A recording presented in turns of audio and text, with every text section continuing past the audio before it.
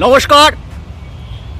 এই মুহূর্তে আমরা রয়েছি কাবাডি টেন্টে, আর সেখানেই মানস ভট্টাচার্যের সঙ্গে আমার দেখা হয়ে গেল। রক্তদান নিয়ে কলকাতা ক্রীড়া সাংবাদিক ক্লাবে একটা প্রেস কনফারেন্স ছিল, যেটা স্পোর্টস লাভার্স অ্যাসোসিয়েশন কালীঘাট করছে বাবুল ব্যানার্জির উদ্যোগে। তারপর উনি আড্ডা মারতে এসেছিলেন, সেখানেই আমরা মানসদার সাথে দেখা হয়ে গেল। মানসদা, প্রথমে একটু রক্তদান নিয়ে বলে দাও, এরপরে আমরা কথা বলবো যে এই যে এসআইআর ইস্যুতে প্রাক্তন খেলোয়াড়দের যেভাবে হয়রানি করা হচ্ছে, মোহাম্মদ সামি, কম্পটন দত্ত, 75 সালে তার পাসপোর্ট, সে জুনিয়র ইন্ডিয়া খেলেছে, এরপরে এইসব লোকগুলোকে ডেকে এইভাবে হয়রানি করা হচ্ছে। আরও অনেক উদাহরণ আছে, তুমি আরও বেটার জানো, কি বলবে? একটা কথা বলি, রক্তদান নিয়ে যেটা বললে, এটা খুব একটা ভালো উদ্যোগ বাবুল ব্যানার্জি করছে 24 তারিখে। আমি সবাইকে বলবো আপনারা আসুন, অংশ নিন, এটা একটা মহৎ কাজ। এবং এটা রক্তদান নয়, এটা একটা উৎসব চলে। আমি গত কয়েক বছর ধরে এদের সাথে যুক্ত রয়েছি এবং দিচ্ছি। আপনারা আসুন এবং বাবুনদের পাশে থাকুন। আর এসআইআর নিয়ে তুমি যে প্রশ্নটা করলে, সেটা নিয়ে একটা কথা বলি।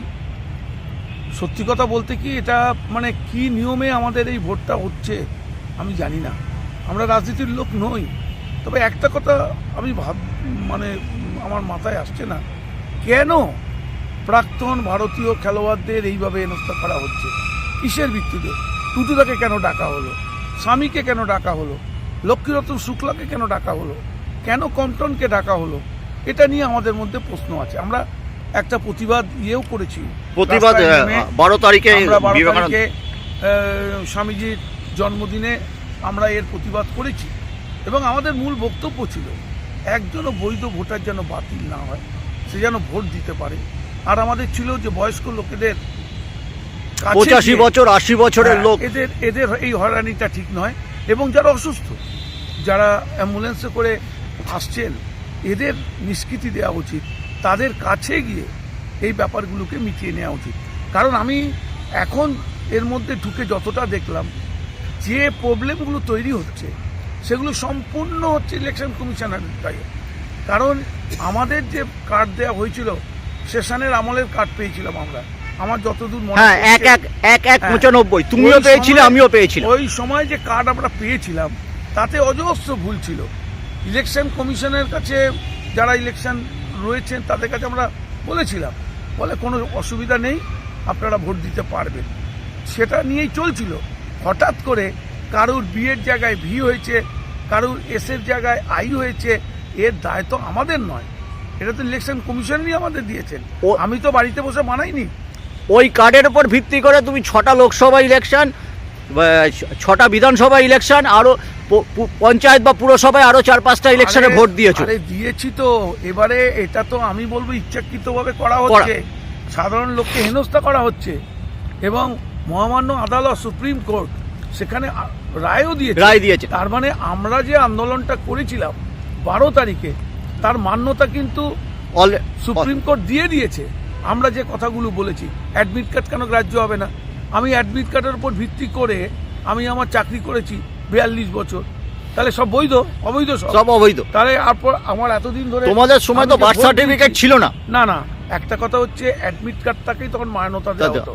আমার বার্থ সার্টিফিকেট কোথায় আছে আমি এখনো খুঁজে পাইনি। আমার বার্থ সার্টিফিকেট নেই, আমারও অ্যাডমিট কার্ডের উপরে চাকরি। অ্যাডমিট কার্ডের উপরই আমরা সব কাজ করেছি। এখন মরতে যাওয়ার সময় যদি এই সমস্ত নিয়ম করে, আমাদের তো বয়স হয়ে গেছে, কাল আমাদের যেতে হবে, সেই সময় এসে বলছে তুমি বৈধ না অবৈধ। এ নিয়ে সত্যি খুব অবাক একটা। আমি স্যালুট করব রাজ্যের মুখ্যমন্ত্রী এবং আমাদের অভিষেক ব্যানার্জিকে, রীতিমতো লড়াই করে সঠিক জায়গায় থেকে আজকে এই ব্যাপারগুলোকে আদায় করে এনেছেন। এর জন্য তাকে আমরা স্যালুট দেবো। আমরা পার্টি করি না, কিন্তু আমরা সত্যের সাথে থাকবো। অন্যায়ভাবে একজনে যাতে বাদ না এবং ইঞ্চিতে লড়াই করেছেন দুজন, তার জন্য আমরা লড়াই করব। মানে অভিষেক বন্দ্যোপাধ্যায় এবং মমতা বন্দ্যোপাধ্যায় প্রতিদিন ইঞ্চিতে লড়াই করেছেন, আজকে থেকে নয়, 3 মাস ধরে। এবং এই যে এসআইআরটা হতে চলেছে, এই যে হয়রানি হবে, সেটা মুখ্যমন্ত্রী আজ থেকে পুজোর পরেই বলে দিয়েছিলেন। আরে শোনো না, এই জন্য তো ওনার জনপ্রিয়তা এত বেশি। উনি মানুষের পাশে থেকে 365 দিন কাজ করে। কোভিডের সময় কে রাস্তায় নেমেছিল? আজকে আমাকে বলো তো। যখন ওই হাসপাতালটা পুড়ে গেল, এমরি হসপিটাল, আমরি হসপিটাল, কে সারা রাত ওখানে ছিল? যখন এখানে ব্রিজটা ভেঙে গেল, কে সারা রাত ওখানে ছিল? কিংবা প্রদীপ কুণ্ডলিয়ার বাড়ি ভবানীপুরে। কাউকে দেখিনি। আজকে সব বড় বড় কথা সবাই বলছেন, তাক আমি বলতে চাই না, শুধু এইটুকু বলতে পারি, মমতা ব্যানার্জি যে কাজ করে যাচ্ছেন মানুষের জন্য, সবারই তার পাশে থাকা উচিত।